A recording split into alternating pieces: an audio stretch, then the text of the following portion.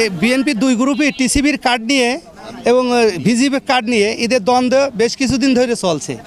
আজকে দুই গ্রুপের মুখোমুখি সংঘর্ষে একজন নিহত, রফিক নিহত এবং মিলনও গুরুতর আহত, সে সদর হাসপাতালে হয়তো চিকিৎসা নিচ্ছে। আমি খান সাহেবের কাছে, আমি দুদু ভাইয়ের কাছে বলবো যে ভাই আমি সদর আবাসন আমার স্বামী ঘরে শুইনি, আমি আওয়ামী লীগের আমলে 9টা গেছে আসামি হলাম, কেন এখন আমার স্বামী মারা গেল? আমি ঊর্ধ্বতন কর্মকর্তাদের কাছে আমি বিচার চাই, আমার বিএনপির নেতাদের কাছে বিচার চাই, মির্জা ফখরুলের কাছে বিচার চাই, মির্জা ফখরুল, জয়নুল আবেদিন, তারপরে তেনজিং ভাই, তারপর সাদিক ভাই, দুদু ভাই, এরা সবাই রফিকের চেনে, কেন্দ্রে যাই রফিকের ভালো চেনে। রফিক বলে আমার এখানকার খান সাহেব ভালো চেনে, খান সাহেব জানে যে রফিক কোনোদিন দোষলা নাই, রফিক যদি মরেও যায় তাও ওদের সাথে মেশবে না। ও আল্লাহ আল্লাহ রে, আমার স্বামীর নামে এখনো মনে হয় 50 টাকা চলছে। আমার সামনে মেরেছে আমার স্বামী, আর আমার দেওয়ার ঠেকাই গেল, আমার দেওয়ার এরকম বাঁচবে না মানে হসপিটালে।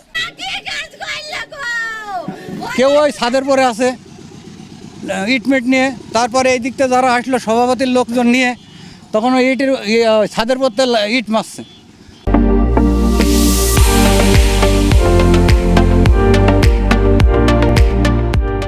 বড় ষোলোয়ার একটা ছেলে বললো যে ইট মেরো না, সে হলো হয়তো ছাত্র দলের ছেলে, ও বললো ইট মেরো না, এই একটা সমাধান করা যাক, তোমরা সব বন্ধ করো, ইট মারা বন্ধ করো। তো ইটটা মারা বন্ধ হয়ে গেল। এবার ওখানে যারা ছিল লাঠি টাঠি নিয়ে এদের এখানে আসলো, এরা এই দোকানের সামনে, ওরা ছুটে আসলো আর এরাও রেডি হয়ে আছে, এখানে কোপাকুপি শুরু হয়ে গেল।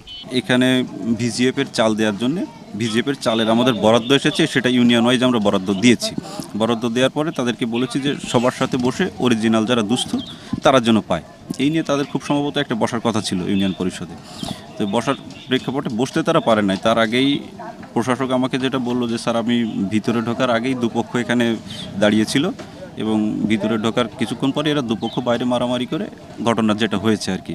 দুপক্ষ বলতে আমাকে একটু আগে এডিশনাল এসপি মহোদয় যে কথা বলেছেন একই বিএনপির দুইটা পক্ষের কথা আমি শুনেছি। আমি যে এখনও পর্যন্ত যে সংবাদ পেয়েছি তারা বিএনপির রাজনৈতিক সঙ্গে সংশ্লিষ্ট বলে আমরা সংবাদ পেয়েছি এবং এটা নিয়ে আমরা কাজ করছি। এটা হয়তো তদন্ত শেষে আমরা পূর্ণাঙ্গভাবে বলতে পারবো কারা কারা। টিসিবির কার্ড বন্টনকে কেন্দ্র করে দুই গ্রুপ একত্রিত হয় এবং তাদের মতো পার্থক্যের কারণে তারা নিজেরা সমাধান করতে না পারার কারণে ঘটনাতে উত্তেজনার দিকে যায় এবং উত্তেজনার ইমিডিয়েট ইফেক্ট হিসাবে মারামারি সংগঠিত হয়। এতে 2-3 জন আহত হয় এবং রফিক নামে একজন নিহত হয়েছে।